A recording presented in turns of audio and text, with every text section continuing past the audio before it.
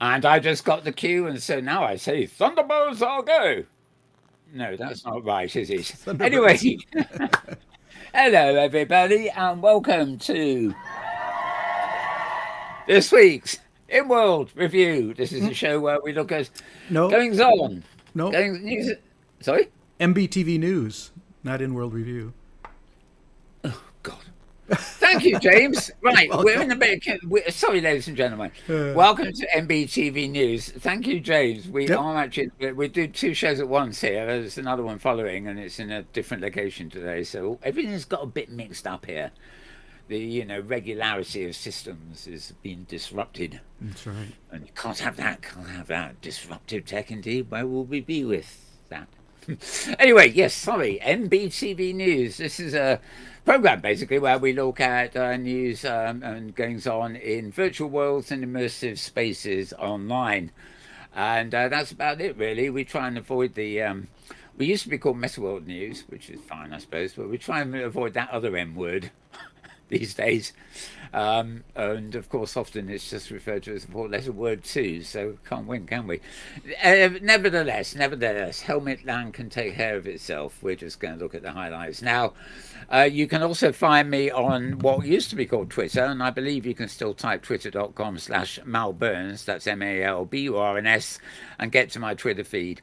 All the links I mentioned on this show, plus more besides, appear on that Twitter feed, or maybe I should say it's the next feed. I better not say that when I actually post my posts, I don't actually exit them. I send them to Mastodon. And Mastodon, you can follow me too, but they then go from Mastodon to what remains of what was Twitter once upon a time. But you can still get them there if you try. Okay, I'm going to go dither around with that. We've got news to bring you.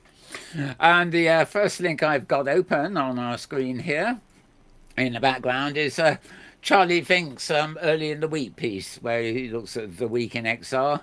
And his lead thing, I mean, we did actually feature this last week. Peggy Johnson has a step down at Magic Leap, and there's news of more commerce led CEO taking over. Is looking more towards the enterprise than consumer uses, etc. And yeah, 3DM have raised money and lots of money. That, of course, is Peggy, who's stepping down. Two of her. Don't know why I've got two of her. Replaced by Ross Rosenberg, who's a former Microsoft and Qualcomm executive. And he's refocusing on the enterprise with the new Magic Leap 2, basically. Okay, moving down. That was strange thing. I thought my screen was broken there, but maybe not. Okay, big tech earnings week featuring four-letter words: Google and Microsoft, etc., etc. The four-letter word people, their XR division has lost 3.7 billion in the last quarter. Thing. You wonder what they're doing. Maybe I think they're trying to emulate. Okay, big tech earnings week. See how much you can lose and destroy in the quickest time possible. But hang on, where's the money in now? I don't understand. It does not compute. Never mind. Military thing. Oh yes, drones and Ukrainian pilots. I've got a feeling we had this last week, 27th of. Yeah, I don't think it's actually new that I didn't cover last week. We may even have had this post early last week. So I'll move on anyway. But you can go to Forbes.com to read that, and it's actually behind a paywall quite often. So unless you have a way of getting around that, you can actually look out for a reprint. It's probably AR Insider or something later in the week. Anyway, I'll remove that. We don't have that many links this week. They're all these roundup sites, much the same. Charlie Fink again. Actually, yeah, this is the Monday one. AR Insider. Spatial Beats, this version is called, and it's talking about Magic Leap Pico and big tech earnings. So pretty much the same thing as he had on that other one just now. But the column is in a different place, basically. 3DM again. Human AI Pin, that's a new one. Battle of AI Assistants, etc. Google announces tools to help user fact check images. Google has also announced tools to destroy any ad blockers that you may be running on your machine when you go to YouTube. Very naughty there, presumably they think they'll make more money if if we're not allowed to embed things. But who knows? So bringing it in slowly, it could be quite important for both us and other people who do use YouTube a lot. Okay. Nemo. Well, I haven't tried it either. Guess it's another. What on earth is happening there? I've got a little wheel here that keeps changing the size of things. Oh, that's probably better actually. Okay, moving down. All game new tricks. Drop dead cabin. Oh, that's games basically. Augmented reality games for mobile. How Meta and AI companies recruited striking actors to train their AIs. That is typical, you know. You don't break the what is it called, the picket, do you? You just go with the four-letter word instead until they let you back. That's well, never mind. That's how they earn their money while they're on strike, I suppose. Never gone are the days when strikes meant actually striking. God forbid.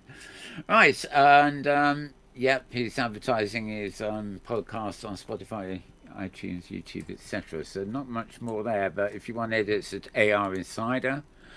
Also, a roundup of, we had day 1 and day 2 last week of all roundups, but this is an independent roundup of takeaways and announcements for somebody who was at the All Conference, not last week, but the week before. And again, it's opening events, keynotes, and general kind of roundup of what was going on. Nothing here that hasn't been reported before, but it's nice to have. It's always nice to have these, blogs in one place with summaries of everything. It's like every time Apple has an event, if you try and watch it on stream, it takes 5 hours for Tim Cook to get himself organised. Whereas the person who posts the best of the day takes up about 5 paragraphs and then it's done. So you take it or leave it depending on what you want. Okay. Oh, that's quite interesting. The AR navigation in the USA with Google Earth, basically, I think it is. We'll have to see. Lenovo moving into Enterprise XR. Lenovo quite a good company for hardware and stuff. Generally, I don't know whether they're coming up with something new or just moving, into what's there already. Taking an enterprise-first approach to develop XR solutions. Yeah, it's one of these technical language posts, really. Right. And yeah. Okay, that's enough of that. If you think I'm bellowing a bit today, it's because we were having some voice cutouts earlier. So I think I figure if I shout loud enough, it won't do it. I'm sure James here will tell me if I don't. Oh yeah, I can't believe it. I forgot to introduce ourselves. If you don't know, my name is Mal Burns, and I'm giving you the news. And next to me here is James Atloud, who fiddles with all the knobs. In other words, the video, the audio, the camera changes, and everything else like that. And he's the voice you hear butting in now and again if I'm misbehaving. Now and again. Ever more frequently. I misbehave. Forgot to mention that.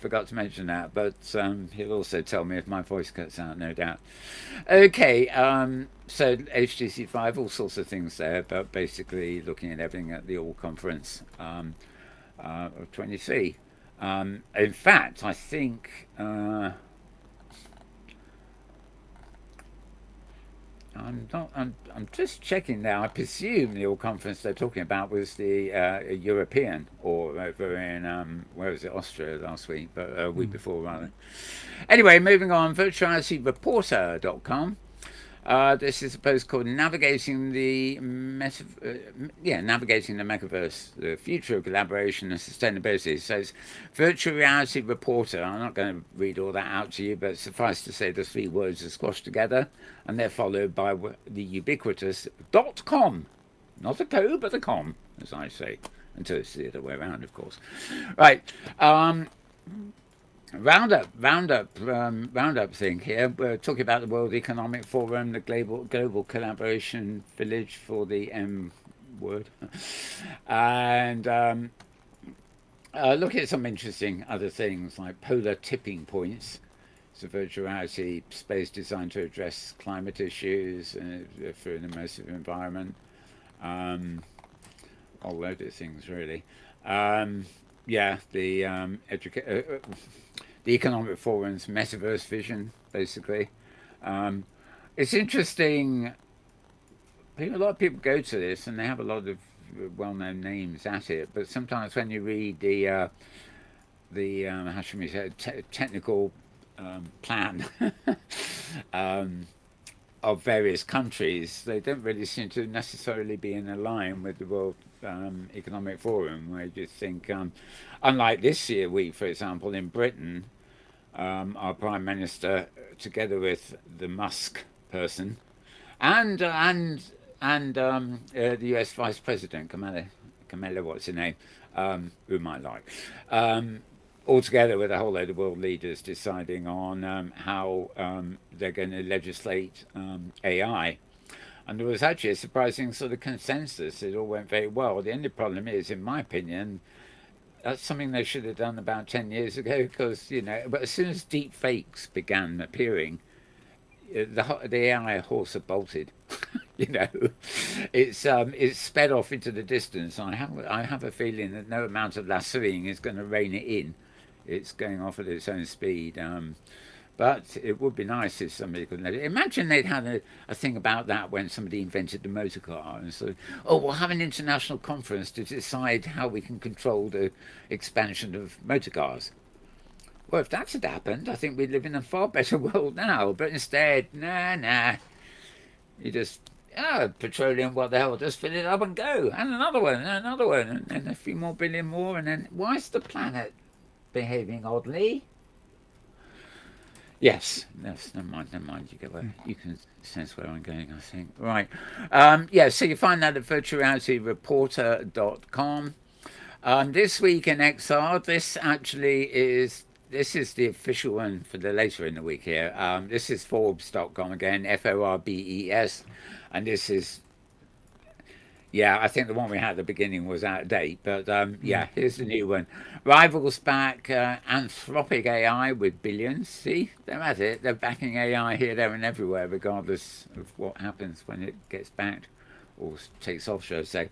AR contact lenses are back, and AI comics. I mean, there's going to be AI everything very shortly.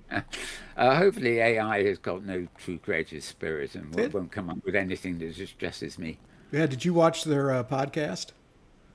They had a great discussion about the comics topic, which was good. Which podcast? Charlie and Tony and Roni. Right. Yes. No, I haven't. I think I must have it on the list here, actually, but it's been a bit of a week for... Yeah, well, I missed the VR upload, so... it's the VR upload. It's the VR upload you're talking about, or another one? No, about Charlie's show. Yes, that's a couple of days ago. Yeah, I've got that posted later, but no, I haven't watched it yet. You should watch it. It's a great discussion about comic books. I usually turn off that program while Ted is reciting his adverts at the beginning. I keep thinking it's unnecessary length of blabber. Anyway, this chap here signed a thing on AI earlier in the week too, even while his deputy Kamala was in London. Right. Okay, a friend of yours from the OMI group does a blog now and again. He hasn't done for a while, so he's actually apologised with this one. But it's a blog called "I'll Take My Data With Me." I keep thinking it should say "thank you." Interoperability is more than a complication or a buzzword, and basically, he's saying that he wants to carry his data with him and plug it in wherever he needs it, rather than have his data hosted by other parties who are making more use of it than he is, not to mention making money out of it. Nice picture of that too, actually. Yeah. But so it's an interesting blog to read here. I mean, amidst all the roundups that come out every day, it seems, there are still occasional editorial blogs that are worthy of your attention. Quite a bit of it there, and metaverse eggs. So there's some things he's involved with that I really can't make a head or tail of. So he chats about them in the OMI Discord meetings every week. But anyway, a very good one to read there. So you go to Mr. Metaverse. That's MRE. Sorry, it's the Mr. is the MR bit. So it's MRMETAVERSE dot Substack. That's SUBSTACK.com. And I think we had it last week. There was an interesting, at the same address, Philip Rosedale at Substack.com had a rather interesting post this week, but not directly related with what we cover on this show. So I can't see it on the list here. But anyway, yeah, that's a very interesting one to read. Right. Road2VR.com. We still get posts from them occasionally, not as prolifically as they used to do, but Ben Lang basically writes the whole thing, I think. These clever tools make VR way more immersive inside XR design. And remember, Red Batter is a puzzle game and stuff like that. So you've got to remember gaming and virtual worlds do tend to overlap a bit. But he's actually talking about various tools that can enhance VR, and in his case, he's really talking about helmet land, and like controllers, for example. Imagine you wear your helmet and you put that in your hand. I don't know what. How many? If you've got a helmet on, how do you know which bit of the controller to touch? I don't know. It's probably one of those sort of extensive learning operations that once you've learned it, it's like a mouse. It becomes second nature, but there was enough buttons on that contraption, whatever it is. Right, so it's a Quest controller. So it works with, Quest is one of the 4-letter words. Well, that image is the in-game representation of the controller, so it has robotic fingers and such. Right. Oh, I see. So in the real world, you've only got 2 buttons or something. Mm-hmm. That's right. Fair enough. You think it was sync. You think a 10-button controller in the game would also involve 10 buttons outside the game. I mean, which 2 fingers do you press to get button 18? Well, you got your A and B buttons under the thumb there. Yeah. And a joystick under the thumb, and then a trigger finger. That's about all you need. All right. So these appendages are not needed. Those are fair appearance. Yep. Just appearance. Okay. Aesthetics, really. Okay. This means the player's in-game hand pose matches their actual hand pose and feeling holds something in their hands. Have you got these? Have you ordered them or trying anything similar? Because I know you're a helmet I have man. the game. That's Red Matter, isn't it? Yeah. Yep. Red Matter 2. Yeah, I've played that. Yep. It's fun. Uh, It's a good puzzle game. Kind of Myst-like. You would enjoy it, I think. Yeah, I've been reading about a few of these things and thinking, I would try if I had the helmet, but I don't think any of them have induced me to get a helmet yet. Nope. Until I can get a pair of lightweight glasses Right. or something. But yes, I mean, Myst and Seventh Guest, which has now been re-released in Headset Land, is they weren't my favourite games back in the day. God, it's 30 years ago, 35, I think. Mm-hmm. Yeah, I think Myst is 35 years ago. Which, where's the time gone? I thought it was yesterday. It was actually the first attractive game for the gamers to ever appear on the Mac. There were still plenty of games back in that day on Windows, but on consoles, but not actually on the Mac. And I remember Myst because it launched as a Mac game, and you can only get this wonderful world if you got a Mac. Yeah. For a while, but not for long. Okay. Anyway, you'll find road2vr.com, roadtovr.com, all about the clever tools. Moving down to xrtoday.com. This is the big animated GIF in the absence of an actual video. This is big XR news from OR, again, Simeon's, Microsoft, Meta, and Nokia. And this is actually the last link I've got for today. So I said it was going to be quick today. Busy week as always. Actually, the last 2 weeks we've all been complaining it was slow, and I don't know if it has been busy. I think it's been busy with little things, really. but not lots of actual posts about too much. Mm-hmm. Anyway, XR Space is ramping up its final few updates and product releases before the year concludes. 2024 promises to bring a new breed of life to the growing industry based on the successes in Q4 of 2023. Yeah, some people like to make statements, don't they? A melodramatic statement there. Okay, these are some of the sessions from Lenovo and various other people, yeah. So really, it's a kind of week later roundups on the All Conference. Obviously, there were a lot last week while it was going on. So you go to XR today for that one. xrtoday.com. Yeah, that's right in the first place there. And yes, these other links I have here are for something else entirely. Right, okay, so I'm now going to move to a couple of sections actually. I've got a few videos that were actually online. See there's that logo again. Oh no, these are snips. What are they? Oh yeah, by far the funniest news of the week. Cartoon of the week there, I think. Of course America will now realise that their clocks have just gone back too. Haven't they, James? We've caught up.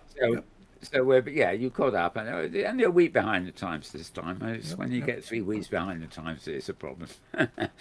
And oh yeah, poor old Mickey, funny thing there. And oh no, we decided we wouldn't mention that one. Right. So news clips is the other thing. Okay. We've got enough time. I can show you the whole lot of them. There's about 6 or 7 here, but they're all very short. This first one is why not? I think this it's only 2 minutes long. I think it was filmed in Second Life, although it could equally be Open Sim or anything.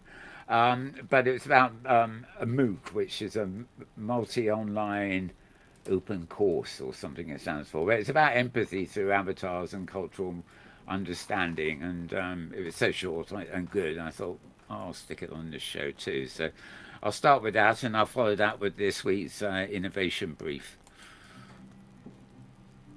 We live in a more global world, yet prejudice and racism is on the rise. How do the students in this course acquire the skills for cultural competence, awareness, and understanding the other?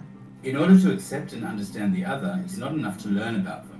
To learn about the problems, the difficulties they face, we should be able to walk in their shoes and experience their lives.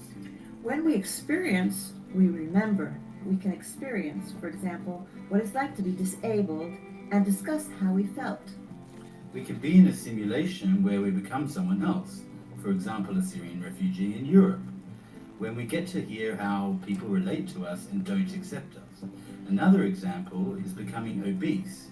Your avatar suddenly becomes really fat in a world where everyone is thin. These experiences form a lasting impression on the participants' lives.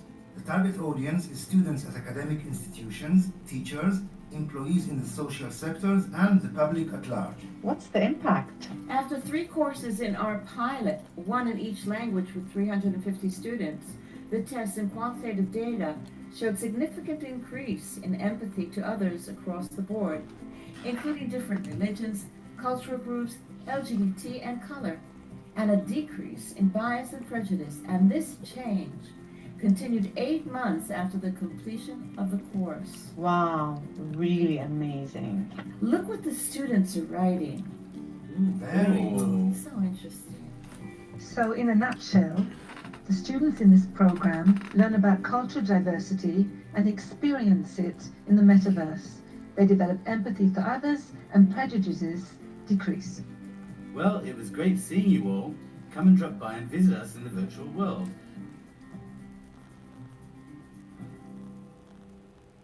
Oh, Kitely. Yeah, MOOC Island. So, oh, right, okay. I hadn't spotted that. It is Kitely, was it? So I could put the well, never mind. Okay, next clip is M7's innovation brief.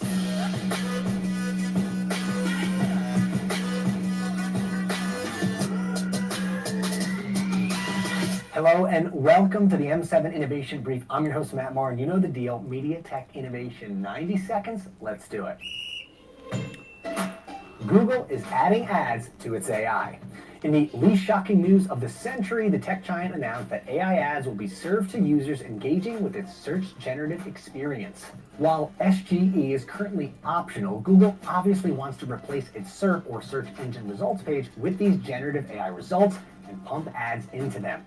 Zoom out. If you sell a service on the internet, there's really only two ways to make money: subscription service or ad revenue. And out of the $280 billion Google brought in last year, 80% of it was from ads. So now that usage of SG is increasing, they're migrating users, expected to go from optional to the only option, and the avalanche of AI-infused ads will follow.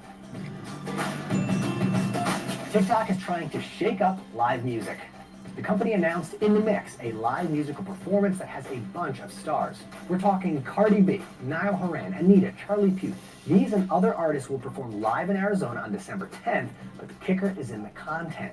Each of them will have live vertical videos and TikTok-specific content around the event. Zooming out like last week's story with Netflix getting into live sports, TikTok also wants to lean into these ephemeral tentpole moments and use their content engine as the gravitational pull that gets attendees in those virtual and physical seats. Let's talk medical robotics. A new study is responsible for the creation of synthetic skin.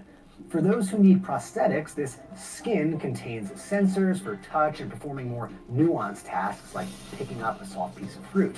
Additionally, it's made of silicone rubber, the very same kind used for movie props, meaning it's fairly cheap and, most importantly, scalable. AI plays a core part in how it gets actualized and used, so this is our AI palate cleanser story. While we constantly talk about AI's dark side, lawsuits, hallucinations, and the Pandora's box that has been opened, we do love an altruistic and powerful AI use case that helps those in need. Well, that's all the time that we have for the M7 Innovation Brief. Thank you for watching. Stay safe, and I'll see you next week.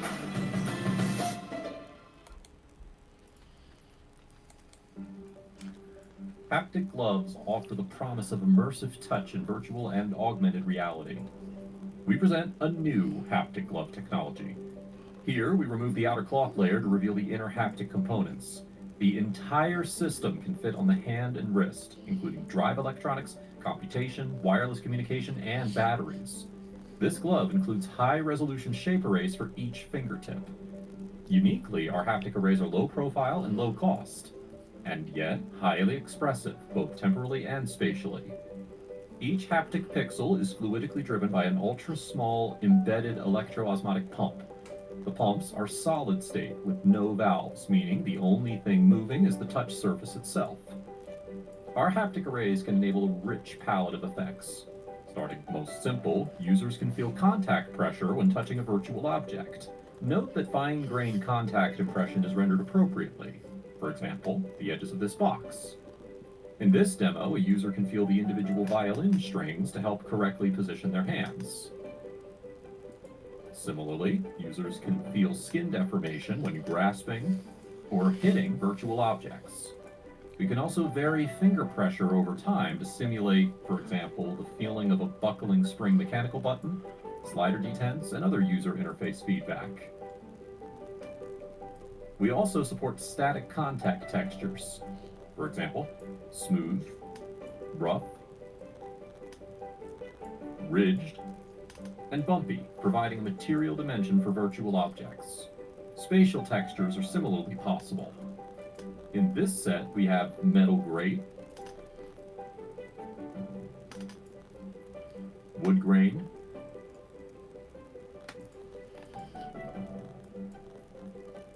pimply skin,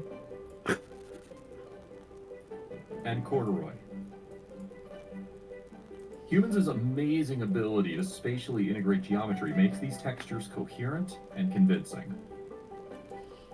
We also experimented with simulated object compliance. By varying the area of actuation radiating out from the point of contact, materials can be made to feel more rigid or more soft. Finally, we can play object-bound haptic animations on the fingertips, which we found particularly useful for creating environmental effects, such as wind, mechanical vibrations, water drops, and electrical sparks. Look out. Taken together, These Yeah, expressive I wonder about capabilities that offer one. a significant palette of haptic effects for building immersive virtual experiences. Please see our academic paper or fluidreality.com for more details. I'll just pause that briefly because as a helmet user, James, kind of looks pretty good. Well, I think it was 5 they were testing it with, which is not the one you use, of course. But what do you think? I'm not a. I don't think haptics are all that important, but Yeah. it looks affordable. It doesn't look like a super expensive technology, No, it which was. would be positive. I just like the idea of those. The pads are like standalone and watching the sensor of the pads. That while they were touching the surfaces. I don't know. I just imagine in a virtual world, for example. Sort of. You pick up a vase or something, and it's made of glass. Whereas in a primitive world, it would just look like it's made of plywood, Yeah, or yeah. feel like. So adding a whole new dimension to it. But there again, no, it's all interesting technology to see it all happening, and that is obviously. I don't think it's a crowdfund or anything, but it's sort of. I don't think it's actually out yet. They're advertising the site to find Yep. out more about it. Electrozoomonotic pump arrays. Love that bit. Right. Okay. Virtual Worlds Museum is up next. What is a museum? A building where historical, artistic, or cultural objects are stored and exhibited. Every museum could be seen as a portal to virtual worlds.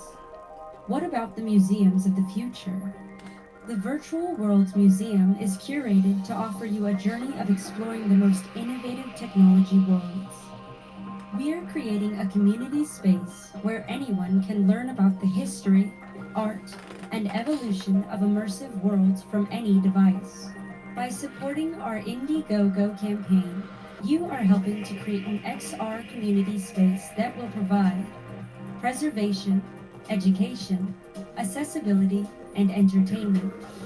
Choose a reward tier that suits you and receive exclusive perks. Our incredible reward partners have offered us great products and workshops for you to choose from. Your support is essential. Join our Indiegogo campaign page today. Be a part of history in the making.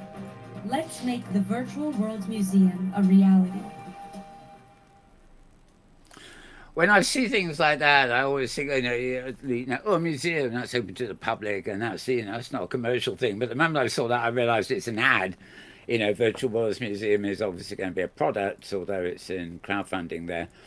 What was interesting is the way it was flashing the platform names at the very beginning. It's obviously been built to work on every single helmet you can get. And I presume, therefore, it is probably a form of WebXR.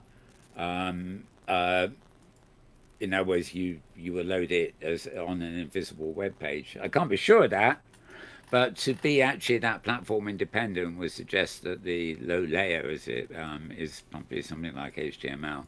Anyway, move on. Playing to change the world. Bronwyn Williams, she does a futurist podcast every day, so I only include it here when it's sort of vaguely relevant to us. But she's talking about changing the world, but also playing, as in games, etc., to change the world. So what she's got to say on this one. This is, I think this is earlier in the week. She's done quite a lot more since, but never mind. For today's signal, I'm looking at how pro-Palestine protests are now taking place in the Roblox, effectively social network space. Now, Roblox, of course, is most popular with Generation Alpha. This is the generation that is only just turning 13. This signal is interesting for a couple of reasons. Firstly, because we can see how political consciousness and global political consciousness is infiltrating society in younger and younger generations. Of course, with Generation Z, they are a highly engaged, globally connected, digitally native generation. We've definitely seen uptick in protests. The other interesting thing here is that these protests are taking place in the virtual realm. This is a trend confirmation that social networks and social movements are moving into metaverse type spaces or virtual reality contexts. And it's a continuation of a trend that we've been really tracking since the early days of COVID, when we first saw those pro-democracy protests in Hong Kong, forced online for both political and for, of course, health and safety reasons. And those sorts of patterns of protest have only increased. Not just because those platforms are available to disconnected, globally distributed movements, but also because they are somewhat more censorship resistant than physical protests. Firstly, you're able to hide behind an avatar. Secondly, because they're global platforms, those protests at least can take place or be seen by people outside of censored or oppressed zones. And in fact, virtual reality environments have been at the forefront of some really interesting censorship and surveillance resistant programs, including, of course, the uncensored library in Minecraft, where you can go and read books that are banned in your physical country, but are still accessible to you in the virtual realm. So to see the politicization of this young generation and the politicization of formerly entertainment platforms is, I think, quite an interesting twin set of trends to keep your eye on going forward. Love to hear your thoughts on what other virtual reality or virtual spaces protests you have spotted, and what your thoughts are on how Generation Alpha's political consciousness at a global level is going to play out. Are they going to be more activist or more conservative than Generation Z going forward? This signal certainly indicates a deepening in global consciousness and political involvement at a younger age.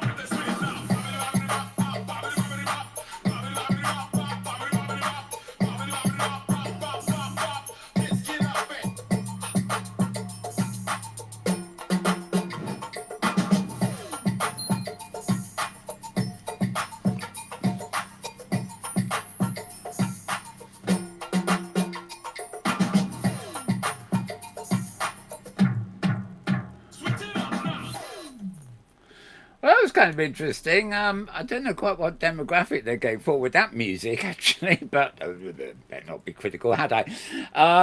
Interesting, multi-platform. I mean, presumably nothing as powerful as Apple's Vision OS and stuff like that. But, there are a few things like the big screen thing and stuff where the idea is you put your Windows from your machine, whether it's a Windows machine or a Mac, and you flip them into midair and work with them there. And, you probably don't need texture feedback like we saw a minute ago to click on a window. But, interesting sort of stuff. They say they've got some demos at nemoplanet.com. So there you go. And that is it for our stuff there. So to wrap up, we've got about 10-15 minutes left. We're going to move on over to my Mastodon feed, which contains videos basically that have been online during the week, and these also get posted to my twitter.com site or my x.com. Is that site. the MetaWorld at Mastodon feed? Yes, it's on. Okay. It's on screen here now. Yeah. At MetaWorld at Mastodon.social for this one. I do have another one at Vivaldi.net or socialvivaldi.net, I think, which is Mal Burns. But all the ones there we covered earlier in the web links section. So anyway, that's it. This is this week, and the latest one was yesterday, which was the 4th. I think I think we may be one short. Yes. Oh, yes, there was one here today. F Reality had a podcast earlier today, posted earlier today. Anyway, um, largely games and Halloween shenanigans and things like that, but they do look at technology too. Four-letter word updates, for example, Ghostbusters and various sort of things. So well worth to sort of listen, generally speaking. 1 hour 41 for that one. And an atom bomb body, gosh golly, right? You can tell they're a bit of a gamer in there, isn't it? So 1 hour 40 length for that one. Right, a group of futurists have these live stream meetings now and again. This was on November the 2nd, which is only a couple of days ago, so they got this out quite quick. Looking at emerging AI regulations, Mark Anderson's Techno-Optimism Manifesto and latest developments. Oh, I did mention earlier at Substack, I think it was, Philip Rosedale had one of his posts today, and he actually did a review reply to the Mark Anderson's Techno-Optimism Manifesto, which is good reading. But it's this is really getting into sort of AI territory, though. I increasingly think, this time next year, for example, I could probably actually instruct it, instead of telling an AI to do a painting for me, I could actually tell it to build a virtual world for me and probably specify whether it's mesh or prims or whatever. I don't know how long it would take, but the speed at which all this stuff changes is pretty amazing. Anyway, this was an interesting, it's just over an hour. And hey, everybody. Hi.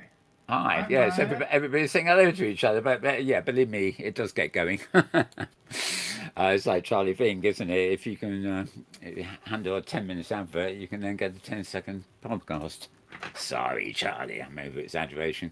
Okay, my friend Ivo Henning here was at the Global Exile Conference this week. Masses and masses of video online from that one. But this one's where she's talking about her project on the West Coast, Reality Craft, and designing for generative world building. And this is another one with a long intro, I think. Especially going to talk about the kinds of questions you need to be asking yourselves when you go into mixing maybe your traditional media methods with generative world design. Okay, so that hints at what I was talking about just now. Generative world design, basically, she is talking about the visual equivalent where Midjourney might have produced that as a painting for you, sourcing it from everywhere it can find, of course, it not really being original. But equally, that may not be a painting. That may be a photograph of a virtual object in a virtual environment that an AI has come up with, so to speak. So all this interesting stuff converging now. Between Realities had a VR podcast. I think this is a season finale for them, the way it's written, season 7 finale, featuring the VR community. And you'll see what I mean if I give you a quick glance. They start off their normal way. I think this is like.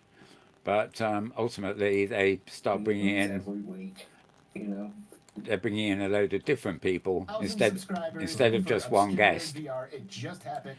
So quite interesting there. That's actually 2.5 hours, so it's a bit of a slog if you want to watch the whole of it. But they're chatty and engaging, is my opinion. Right, this week in XR, this is only a couple of days ago. This is one James mentioned earlier, actually. This is Charlie Fink and his friends again. Their guest is Amy Lamea from the WXR Fund. But James, you did this, unlike Upload VR, you were watching this and you were telling me earlier about your thoughts on this one. Yeah. I was just mentioning that they were talking about comic books because she worked on a product that was displaying comic books in virtual reality. And so that was a good discussion. She mainly was on because she was talking about trying to encourage more women to be involved in the virtual reality industry. Yeah. And it was kind of funny because it sounded like Charlie wanted to invite her on the show to be a regular guest, but I don't think he actually made that invitation. So I'm not really sure how that conversation didn't actually decline. Right. Yeah, She pops up all over the place whenever there's panels on women in tech, actually, Definitely, but particularly in XR and stuff like that. She's like what's her name, Kathy Hackett. Kathy Hackle, yeah. But actually, loads of them, they sort of, they sort of roll up together there. So it strikes me that they're very successful in the sense that there are, so, judging by broadcasts and podcasts and things, there are a hell of a lot more women actually talking now, and in fact, usually talking more sense than the men. My fellow men might question that, but no, I think it's a very healthy sign. Very different viewpoints very often as well. So. Yeah, so I will be checking out that, being an old hand at the old comics. So I'm glad you mentioned that. So I'll have to find the time to watch it myself. Okay, before that, what does XR, AI, and humanity together look like? Another podcast about the whole thing coming together: XR, extended reality, AI, and gosh, humanity. What's that? Never heard of that. Isn't that one of them things from ancient history? Humans.